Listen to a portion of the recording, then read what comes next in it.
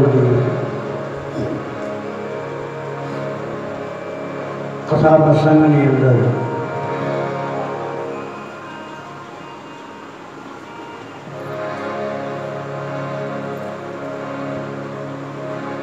પ્રભુના પાર્ષદો ધંધુકારીને વિમાનની અંદર બેસાડી સ્વર્ગની અંદર લઈ ગયા. પછી તો સહુ મુક્તિને પામે એટલા માટે ગોકર્ણ મહારાજે પુનઃ ફરીથી એકવાર કથા કરી સર્વને મુક્તિને યોગ્ય બનાવ્યા. આટલી કથા કહી સુત પુરાણીએ કહ્યું, હે સોનક, આ કથાનું મહાત્મ્ય જ એ છે કે બ્રાહ્મણ બની અને ધંધુકારી બગડ્યો હતો. એક તો વર્ણા નામ બ્રાહ્મણું ગુરુ અને બ્રાહ્મણ બગડે તો બીજા કરતા વધારે સજા થાય. તું એક તો વર્ણનો ગુરુ અને તું જ બગડો.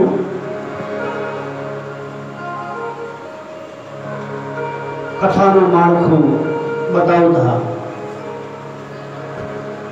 કહ્યું, દ્વાદશ સ્કંધ છે, 335 અધ્યાય છે ભાગવતજીમાં, 18,000 શ્લોક છે. શ્રુતિ કહે છે, વેદો કહે છે, ભગવાનના 12 અંગો છે. શ્રીમદ ભાગવત પરમાત્માનું સ્વરૂપ છે. ભાગવતના 12 સ્કંધ છે.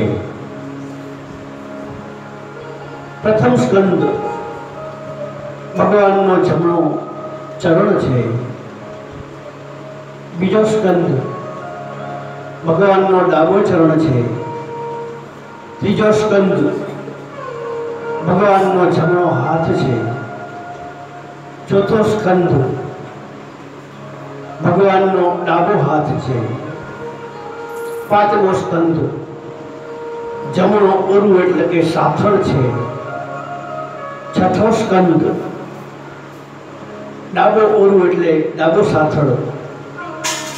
સાતમો સ્કંદ જમણા હાથની હથેળી છે.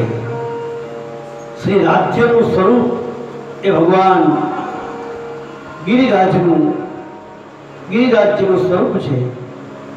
એમાં પ્રભુએ જમણો હાથ કેળ ઉપર રાખ્યો છે અને ડાબો હાથ ઉપર રાખ્યો છે. કટી કેળ ભાગ ઉપર રાખેલો જમણો હાથ એ 7મો સ્કંદ છે ભાગવતજીનો. 8મો સ્કંદ એ દક્ષિણ વક્ષસ્થળ છે, જમણું. અને 9મો સ્કંદ એ વામ વક્ષસ્થળ છે. 10મો સ્કંદ એ ઠાકોરજીનું હૃદય છે. હા, ભાગવતજીનો 10મો સ્કંદ જેમાં કૃષ્ણ ભગવાનનું પ્રાગટ્ય થાય, એની લીલાઓ આવે. એ 10મો સ્કંદ, ખાલી 10મો સ્કંદ એમ નામ લઈ ત્યાં આંખની અંદરથી આંસુડા વહ્યા જાય એવું કૃષ્ણચંદ્ર પરમાત્માનું પ્રાગટ્ય અને 10મા સ્કંદની લીલા છે. એટલે જેને ઠાકોરજીનું હૃદય કીધું. 10મો સ્કંદ છે, શરીરની રચના છે આ બધી. એમાં 10મો સ્કંદ ઠાકોરજીનું હૃદય છે.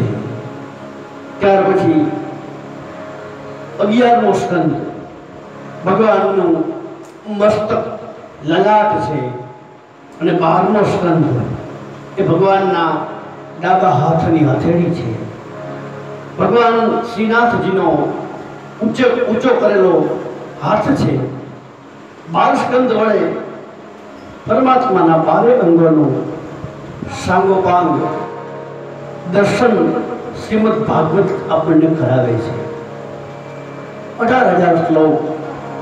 વ્યાસજીને 18નો આંકડો બહુ પસંદ હોય ને એવું લાગે આપણને, કારણ કે શ્લોક 18,000 ભાગવતજીના, ગીતાજીના અધ્યાય 18, મહાભારતના પર્વ 18, પુરાણોની સંખ્યા 18 પુરાણ. કુરુક્ષેત્રમાં પાંડવ અને કૌરવ સેનાનો સરવાળો બેની સેનાનો, તો કૌરવોની સેનામાં 11 છોણી સેના, પાંડવોની પાસે 7 છોણી સેના, આ બેનો સરવાળો એટલે 18 છોણી સેના થાય. મહાભારતનું યુદ્ધ પણ એ પણ 18 દિવસનું. આમ વ્યાસજીને 18નો આંકડો બહુ પસંદ હોય એવું લાગે આપણને, કારણ કે 18માં 1 ને 8, 18માં પેલા એકડો આવે પછી આઠડો હોય 18માં, તો 1 + 8 બરાબર 9 થાય.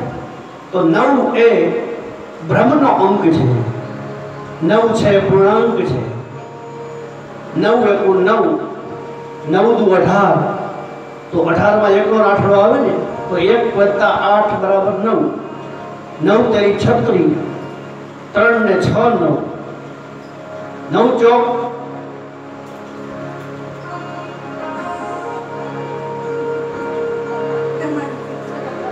આવી રીતે હું પરીક્ષા લઉં. 9 દુ 18, 9 તેરી 27, 7 ને 2 9, 9 ચોક 36 બરાબર 6 ને 3 9, 9 × 50 45, 5 ને 4 9, 9 × 6 54, 5 ને 4 9, 9 × 7 = 63, 6 ને 3 9, 9 × 8 = 72, 7 ને 2 9, અને 9 9 81, 8 ને 1 9, 9 દાય 90, 9 + 0 બરાબર 9. આમ 9નો આંક છે એ સંતો કહે પૂર્ણાંક છે.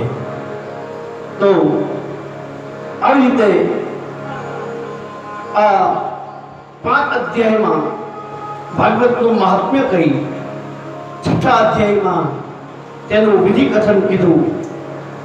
યોગ્ય વક્તાને નક્કી કરવાના, કથા કરવી હોય તો શું કરવાનું એ બધું બતાવ્યું કે યોગ્ય વક્તાને નક્કી કરવાના, શુભ મુહૂર્ત જોડાવાનું, આવું શુભ કાર્ય કરવાનો સંકલ્પ મનમાં આમ તો આપણને આવે ને, એ જ શુભ સમય કહેવાય. ભગવાનનું કાર્ય શરૂ કરો ને એટલે સમય શુભ થાય જ, એનું કામ શરૂ કરવું એટલે સમય શુભ જ હોય.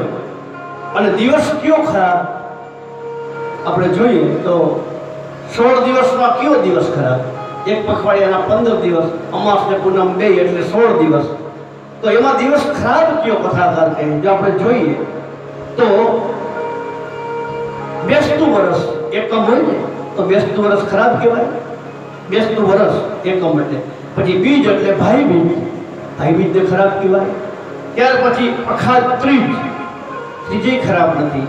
ચોથ તો ગણેશ ચોથ છે જ, પાંચમ તો નાગ પાંચમ, છઠ રાંધણ છઠ, સાતમ શીતળા સાતમ, આઠમ જન્માષ્ટમી ભગવાનનો જન્મ થયેલો, રામનવમી નવમમાં, દશેરામાં વિજયાદશમી, અને એકાદશી તો શુભ છે જ, 11 તો કાયમ માટે. ત્યાર પછી 12 વામન દ્વાદશી, એક દિવસ પણ 12 પણ સારી. ત્યાર પછી ધનતેરસ, તો ધનતેરસ ને ખરાબ ગણાય, એ પણ સારી. ત્યાર પછી અનંગ ચતુર્દશી, નરક ચતુર્દશી જેને કહેવાય, કાળી ચૌદશ, એ પણ સાધનાનો દિવસ છે, એ દિવસ પણ ખરાબ નથી.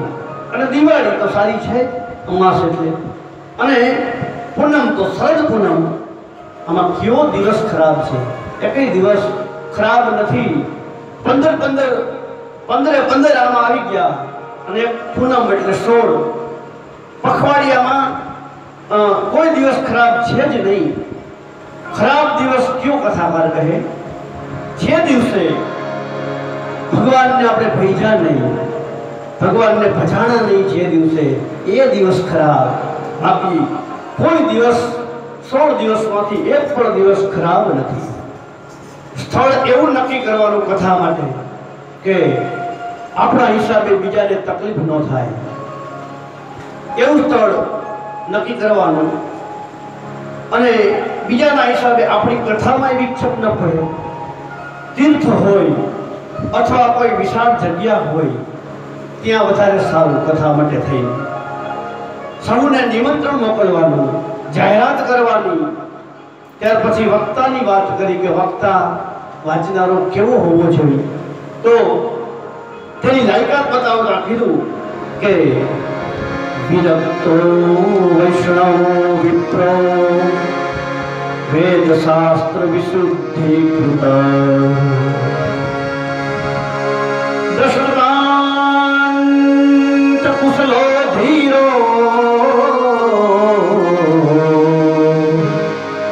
વક્તા કાર્યોતિ નિસ્પૃહા. વક્તા વિરક્ત હોવો જોઈએ, વૈષ્ણવ હોવો જોઈએ, વિપ્ર હોવો જોઈએ, જેના જીવનમાં વિવેક પ્રધાન હોય, વેદશાસ્ત્રને જાણનાર, દ્રષ્ટાંત દેવામાં કુશળ હોય, સમુદ્રની ગર્જના જેવી એની ધીર ગંભીર વાણી હોય.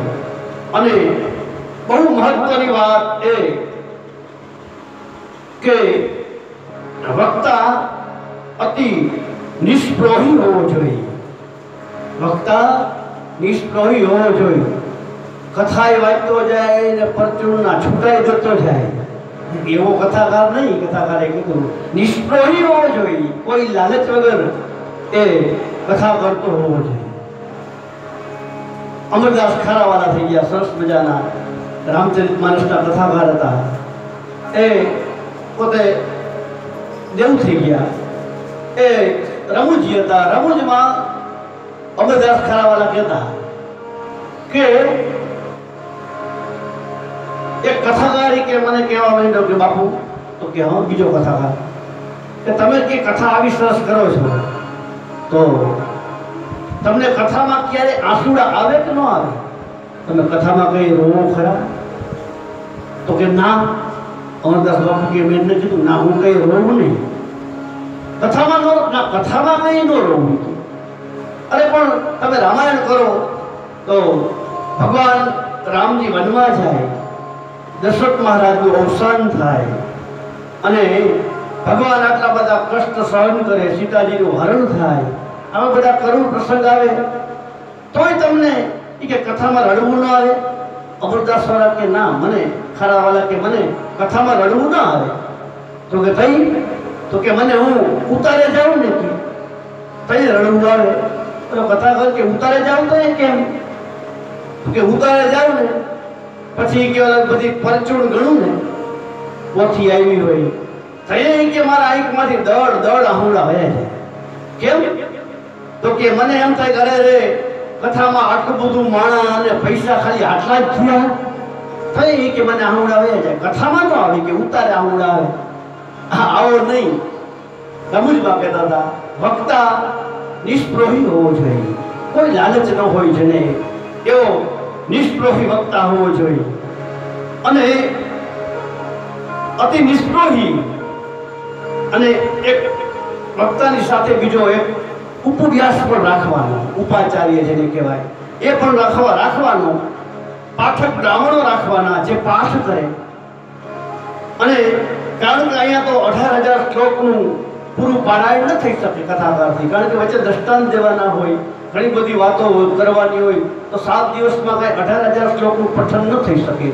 એ પઠન પૂરું કરવા માટે થઈ અને એક બીજા ભૂદેવને રાખી અને 18,000 શ્લોકોનું પારાયણ એની પાસે એ કરાવવાનું. જાપક બ્રાહ્મણને રાખવાના, જાપ કરવાવાળાને, જે ઓમ નમો ભગવતે વાસુદેવાય એનો સતત જાપ કર્યા કરે. બને તો ઉપવાસ કરી અને કથા સાંભળવાનો વિધિ છે. અને કદાચ ઉપવાસમાં તકલીફ થાય તો એક ટાણું જમીને કથા સાંભળી શકાય. અને એક ટાણામાં કદાચ તકલીફ થતી હોય તોય કથાકાર કે બે ટાણા ધબેડીને કથા સાંભળી, કથા ભૂલવી થઈ. ઘણી બધી છૂટ આપી દીધી ધર્મશાસ્ત્રોએ. સંતો કહે ને કે કળયુગની અંદર તો ભગવાને સેલ ખોલી નાખ્યો. સેલ કોઈનું કાપડ વેચાતું ન હોય કાપડ વાળાનું, પછી કેમ સેલ ખોલે? હાલો ભાઈ, આ 500 રૂપિયાનું પેન્ટ છે એ અમે 250 રૂપિયામાં આપી દઈશું સેલની અંદર. એમ ભગવાને પણ કળયુગની અંદર આ ભક્તિનો સેલ ખોલ્યો છે. આવો ભાઈ, ગમે તે રીતે તમે ભક્તિ કરો, સત્કાર્યની અંદર આવો, બસ એ જ શરત, બીજી કોઈ શરત નહીં. બે ટાણા ખાઈને પણ કથા સાંભળી શકાય. અથવા ગમે તે રીતે પણ કથાકાર કે અહીંયા આવવું, ઘરે ભૂલી ન રહેવું, કથામાં આવવું, બે ટાણા ખાઈ નહીં પણ કથા સાંભળવી, અહીંયા પહોંચવું. એમ તો એમ લખ્યું છે કે જો ફાવે અને ભાવે ને અને પોસાય તો ચોખ્ખું ઘી ખાઈને કથા સાંભળવી, આવું લખ્યું છે. પણ એ પરબળે તો કારણ કે ચોખ્ખું ઘી છે એ ખાઈને કથા સાંભળી પછી જુઓ આમ આખું શરીર તમારું અમૃતમય બની જાય છે કે સાત્વિક, કારણ કે ઘી સાત્વિક વસ્તુ છે, ગાયનું ઘી. તો ભાવે ભાવે પોસાય અને પરવડે તો જ ન કરી કે આ રવાડે ચડતા નહીં ઘીના, કારણ કે ઘી પછી ઉપાધિ કરાવે ને, પચે નહીં તો. અને કથામાં વિક્ષેપ થાય. આમ કથા વિઘ્ન નિવારણ માટે થઈ. ગણપતિ મહારાજની સ્થાપન કરવાનું, નવગ્રહોનું આરાધન કરવાનું, ભગવાન વિષ્ણુની નિત્ય પૂજન કરવાનું, સહસ્ત્રદળ તુલસી 1000 તુલસી દળ વડે ભગવાનને અર્પણ કરી એનું પૂજન કરવાનું, વિષ્ણુ સહસ્ત્ર નામનો જપ કરવાનો, બ્રહ્મચર્યનું પાલન કરવાનું, પતરાવડીની અંદર પતરાવડા આવતા ના ઘાસના પત્તા એની અંદર ભોજન કરવાનું, ભૂમિ શયન કરવાનું, પૃથ્વી ઉપર સુવાનું. અને આવા તો અનેક નિયમો છે જે પાળી શકાય. તે નખ રૂવાળાનું છેદન નહીં કરવાનું, વાળ નહીં કપાવવાના, નખ નહીં કાપવાના, 7 દિવસ ક્રોધ નહીં કરવાનો. આ ખાસ ભલે ચોખ્ખા ઘીનું તપેલું ભવથી ઢોળાઈ જાય, હાવું એક શબ્દ નહીં બોલવાનો 7 દિવસની અંદર, હરફ નહીં ઉચ્ચારવાની મોઢામાંથી. ક્રોધ કર્યો ને તો ગયું, શક્તિ તમારી નાશ પામી જાય. એવું કંઈ પણ નહીં કરવાનું. શક્તિ છે એને ભગવાનની અંદર જ લગાડવાની છે. આ કામ ક્રોધ લોભ મોહની અંદર વેડફી નાખવાની નહીં. કથાકાર કહે ડોક્ટર જેમ દવા આપે અને પછી ચરી પાડવાનું કહે ને, ડોક્ટર દવા આપે અને પછી ચરી પાડવાનું કહે ને, દવા આપે પછી એમ કે તમારે આ ખાવાનું, આ નહીં ખાવાનું. આયુર્વેદમાં તો બહુ વિશેષ ચરીનું મહત્વ છે. દવાનું જેટલું છે એટલું જ ચરી પાડવાનું આયુર્વેદમાં, દેશી દવામાં. આ તમારે નહીં ખાવાનું એટલે નહીં જ ખાવાનું, તો જ દવા અસર કરે. આમ ચરી પાડવાની હોય ને, ડૉક્ટર દવા આપે અને ચરી પાડવાનું ડૉક્ટર કહે. એક દ્રષ્ટાંત છે ને કે એક દર્દી ડૉક્ટર પાસે દવા લેવા ગયો. તો કે શું થયું છે? તો કે મને ઝાડા થયા છે. હા ડૉક્ટર કહે. ડૉક્ટર દવા આપી, ગાલ્યો આ 3 ટાણા આ દવા લઈ લેજો. પછી દવા લઈને દર્દી હાલતોય થઈ ગયો, થોડાક ડગલે આવ્યો, વળી પાછો આવ્યો. પાછો આવીને કહે સાહેબ તમારે આ દવાનું તો તમે કીધું પણ તમે ચરી પાડવાનું ન કીધું, પથ્ય પાડવાનું, શું કરવાનું, શું નહીં ખાવાનું, શું કરવાનું. ડૉક્ટરે કીધું કે એ બરાબર, એ ભૂલી ગયો. ડૉક્ટર કે તમે ધંધો છે ને કરો છો? ત્યારે આ ભાઈએ કીધું કે હું મંદિરનો પૂજારી છું. મારા જેવો કોઈ ગયો છે દવા લેવા? હે તો કે મંદિરના પૂજારી છો? તો કે હા. એટલે ડૉક્ટરે કીધું કે તો તમે 3 દિવસ શંખ નો વગાડતા. પથ્ય છે એ બહુ જરૂરી. દવા જેટલી જરૂરી છે એટલું જ એ પથ્ય પણ જરૂરી છે. આ ડૉક્ટર જેમ દવા આપે અને ચરી પાડવાનું કહે એમ અત્યાર સુધી ભાગવતનું મહાત્મ્ય કહ્યું અને આ છે મહાત્મ્યનો છેલ્લો અધ્યાય એ ચરી પાડવાનો છે. શું કરવું શું ન કરવું. ડોક્ટર ગમે તેવો સારો હોય, દવા ગમે તેવી આપતો હોય, પણ આપણે જો પથ્ય એટલે ચરી ન પાડી તો દર્દ નથી મળતું. પથ્ય બહુ મહત્વનું છે. એટલા માટે આ છઠ્ઠો અધ્યાય એ ભગવતજીની મહાત્મ્યની અંદર ચરી પાડવાનો અધ્યાય છે, છઠ્ઠો અધ્યાય. પછી તો ત્યાં કથાના અંતમાં સુખદેવજી મહારાજ પણ પધાર્યા છે. સુખદેવજી પધાર્યા એટલે સામાન્ય રીતે બધાને એવી ઈચ્છા હોય કે ભગવાનના મહાન વક્તા આવ્યા છે કથાના, અને બધાને ઈચ્છા એવી હતી કે કંઈક કે વચનામૃત બધાને કહે. સૌએ વંદન કરી વિનંતી કરી કે બાપજી આપ અમને બધાને કંઈક કહો. સુખદેવજી મહારાજે વિરાજમાન થયા આસન ઉપર. સુખદેવજીએ નાનકડું કેવું પ્રવચન કર્યું અને 4 શ્લોક સુખદેવજી મહારાજે બધા ઋષિ મુનિઓને કહ્યા. પહેલા શ્લોકની અંદર સુખદેવજીએ બહુ સરસ બતાવ્યું કે હે વૈષ્ણવો, નિગમ એટલે વેદરૂપી કલ્પવૃક્ષનું આ ગલિતમ ફલમ. ગલિત એટલે પરિપક્વ થયેલું એકદમ એવું આ ફળ છે. કલ્પવૃક્ષ એટલે ઈચ્છિત આપે. કલ્પવૃક્ષ નીચે બેસીને ઈચ્છા પૂરી ન થાય તો તે કલ્પવૃક્ષ નહીં પણ બાવળ હશે એવું માનવાનું.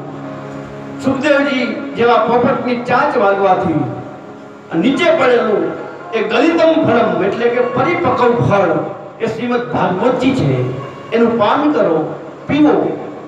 આપણને નવાઈ લાગે કે આ ફળને પીવાનું કીધું. ફળને પીવાય કે ખવાય? પણ વ્યાસજીને કોઈએ પૂછ્યું તો વ્યાસજી એનો જવાબ આપ્યો કે રસ વગરનું ફળ હોય ને તો એને ખવાય. તો આ તો ભાગવતજી તો રસથી ભરપૂર ફળ છે એટલે એને પીવાનું લખ્યું.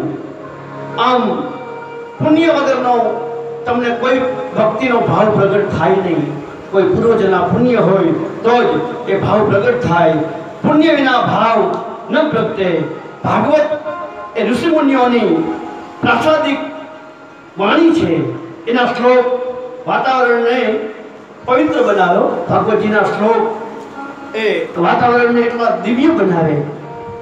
સાચું કહું તો આ ભાગવતજીમાં મને વિશેષ જો વધારે પડતો રસ હોય ને તો સંગીત એ મારો માનીતો વિષય છે. અને આ શ્લોકોને સંગીતની અંદર ગાવા મને બહુ ગમે. એટલા માટે થઈ અને મારી રુચિ વિશેષ ભાગવતજીની અંદર છે. મેં કહ્યું હતું ને.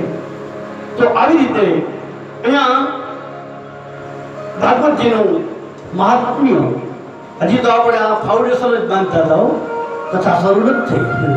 પહેલો અધ્યાય હજી ભાગવતજીના 12 અધ્યાયમાંથી 12 સ્કંદમાંથી પહેલો સ્કંદ હજી શરૂ નથી થયો. તો અહીંયા સુધી આપણે જે કથા સાંભળી તે ભાગવતજીનું મહાત્મ્ય હતું. પદ્મ પુરાણ અંતર્ગત આપેલું ભાગવતજીનું મહાત્મ્ય હતું. અહીંયા મહાત્મ્યને શુદ્ધ પુરાણીએ પૂર્ણ કર્યું અને છેલ્લે લખ્યું ઇતિ શ્રીમદ પદ્મ પુરાણે ઉત્તરખંડે શ્રીમદ ભાગવત મહાત્મ્યે શ્રવણ વિધિ કથનમ નામ ષષ્ઠો અધ્યાય સમાપ્ત. અહીંયા ભાગવતજીનું મહાત્મ્ય સમાપ્ત કરી અને અહીંયાથી હવે શ્રીમદ ભાગવતજીની સરસ મજાની કથા એ શરૂ થઈ રહી છે. શ્રીમદ ભાગવતજીનો પહેલો સ્કંદ જેને આપણે ભગવાનનો જમણો પગ છે એવી રીતે ઓળખો છે. આખા શરીર રચનાની અંદર ભગવાનનું આખું શરીર છે, એમાં ભગવાનનો જમણો પગ છે એવો પહેલો સ્કંદ, એનો પહેલો અધ્યાય અહીંથી શરૂ થાય છે. સુતજી અને સનકાદિકો ઋષિમુનિઓના આ સંવાદ છે અને સુતજીએ જવાબ આપ્યા અને સનકાદિકે એ જવાબને સાંભળ્યા. એ કથા મંગલાચરણ પહેલા શરૂઆતમાં એ પહેલા સ્કંદની અંદર શ્લોક દ્વારા કહ્યું. સુતજી મહારાજે શ્લોકમાં શું લખ્યું? जन्माद्यस्य यतोऽन्वयादिरत् स्टार्थेष्वभिघ्नः स्वराट् तेने ब्रह्मददाच आदिकवये मुह्यन्ति सूरयः तेजो वारिमृदा यथा विनिमयो यत्र त्रिसर्गो मुषा धाम्ना स्वेन सदा निरस्कृतकुहं सत्यं परं धीमहि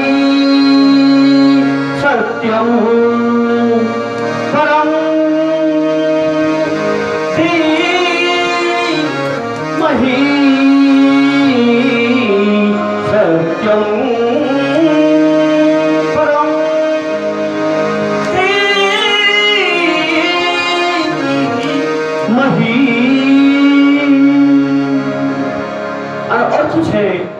જેના થકી આ જગતનું સર્જન પાલન અને સંહાર થાય છે અને કારણ કાર્ય રૂપે બધા પદાર્થોમાં અનુગત છે અને પૃથક પણ છે, ભેગું પણ છે અને અલગ પણ છે. તે સર્વજ્ઞ છે, સ્વયં પ્રકાશ છે, જેણે પોતાના સંકલ્પથી આદિકવિ બ્રહ્માને વેદ જ્ઞાનનું દાન આપ્યું છે, જેના વિશે મોટા મોટા વિદ્વાનો પણ મોહિત થઈ જાય છે. અને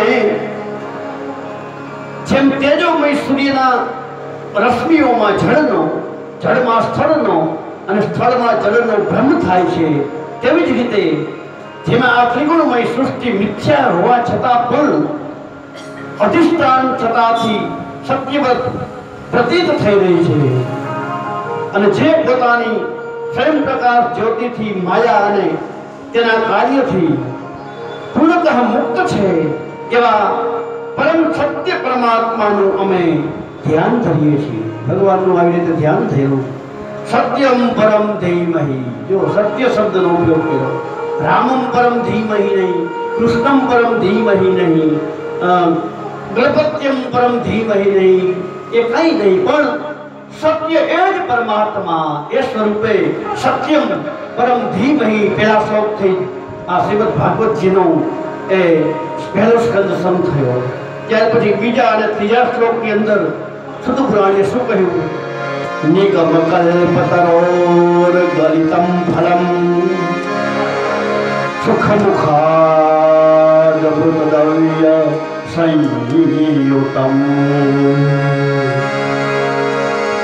पिबतं भागवतं रसमालयं मुहुरहो रसिका भूमि भावुकाः.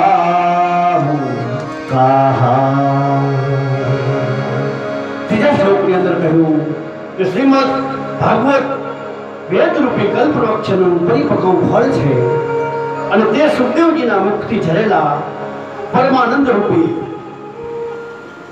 અમૃત રસથી પૂર્ણ છે. તેથી આ ભાગવત રસનું મોક્ષ પર્યંત વારંવાર પાન કરતા રહેવું જોઈએ જીવાત્માઓએ.